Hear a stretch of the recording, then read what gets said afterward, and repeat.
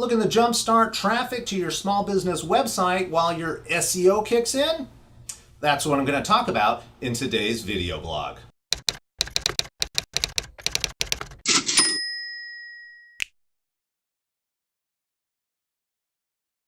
Hi there, Internet fans. It's Ryan Perry, and today I want to talk about how to kickstart traffic to your website when you're not ranking on the first page of Google. There are a number of key things that you can do in order to help you drive traffic and build SEO value and quality with Google in order to ensure that you do get ranking on the first page as quickly as possible. The very first thing you'll want to do is citations. These are local search directories, and the number one search directory that you want to be in is Google My Business. The reason why it's important to be in Google My Business is that if you want to be found on Google, Google's giving you a way to plug your information directly into its database. If you're never in its database, you're never going to be found and you will never be ranked. Google My Business is the first place you want to start. Set up an account and make sure that you fill in all the information. Make sure the name, the address, the phone, this is called NAP, N-A-P, name, address, phone, is correct. Hours of operations, description, upload images.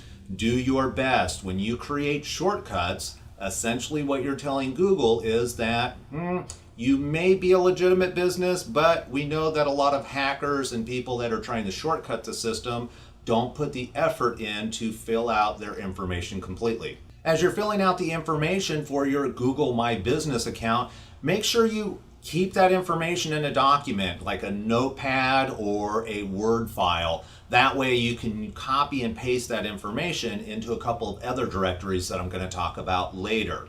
Now that you've manually set up and created a Google My Business account, there are 3 other accounts that I highly recommend that you manually create. One is going to be Bing Places for Business, Yelp, and if it's relevant to your industry, a TripAdvisory account. I've highlighted some of the most important accounts that you want to manually create. That means you physically go in, create a username and password, fill out all the information. There are thousands of other search directories or citations, as they're called in the industry, that you want to be included in. And in order to do that, I recommend logging into a national database. That's a high-level database that will take your information and bring it down to all of the other search directories or citations. Some of those national directories would be Yext, BrightLocal, or WhiteSpark. You don't need to be in all 3 because those are competitors. Choose one, you'll find pricing's different, features going to be different. Find one that's best suited for your company. Go ahead and fill out the information, and what they'll do again is they're going to take all of your information and bring it down to all of the other search directories. That part can be done manually. The key thing when doing all of this is that your information is consistent across the board. Some places where I find people have issues is doing certain things like, do I spell out the word street or do I abbreviate it ST? If you're going to abbreviate ST, make sure you do that for all the directories. Although it sounds kind of silly because it's, to the human brain, street and ST mean the same thing, we have to remember that computers are zeros and ones. Yes, they're smart, but we want consistency. I should say Google wants consistency, therefore we want consistency in order to ensure that you are a legitimate business. Once you have all the citations out of the way, one of the easiest ways to drive traffic to a new website that does not have any visibility on Google search is paid advertising. I know that can be a dirty word for a lot of small business owners. We don't want to pay for anything. We'd love to get it for free. I mean, that's why they invented the internet anyhow, isn't it? So you can get everything for free? Well, not the case.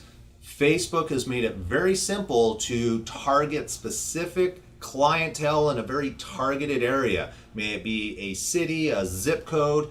They've done a great job, and you can actually boost a post on your business page for as little as $5. So totally recommend, if you don't have a Facebook account, setting up a Facebook account. And while we're talking about Facebook, you should also set up a Twitter account. These are very large social media channels that Google looks at and relies on for trying to determine if you're a valid company or not. Even if you don't use Twitter, I always recommend to all of my clients, make sure you have a Twitter account. That way, not only do you have the fact that you have the account, that's another citation which is important for Google, but additionally it's another backlink to your website, which is also going to improve SEO.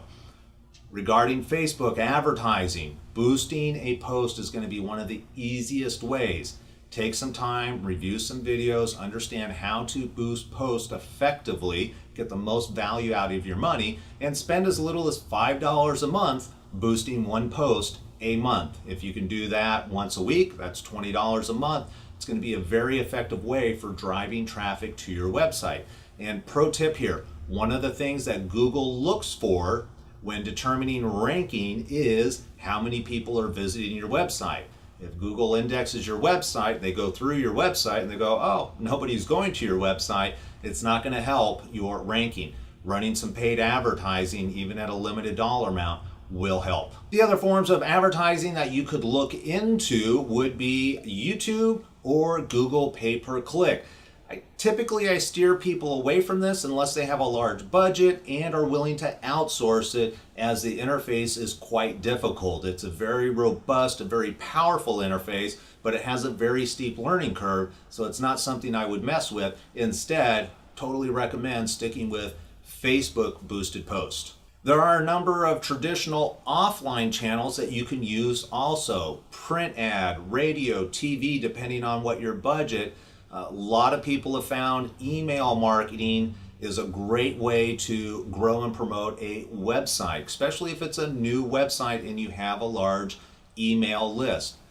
Always want to promote your website through all of your marketing channels. May it be your business card, any brochures, postcards, any type of paper product that's going to promote your business should always have your website on it. And even your email signature, when you send an email out to somebody, you should have an email signature at the bottom that has a link to your website so people can check you out. Then if you really want to go old school, there is the old meet and greet. That is, go to chamber events, join a BNI, a Business Networking International, a Rotary group, any other type of nonprofit organization. Let people know who you are and what you're doing, and share that business card with your website. These are all simple and easy ways to, by the way, if you found value in this video, please let me know by subscribing to this channel so you can get more great information like this, or simply leave a thumbs up or a thumbs down. All right, everybody, take care.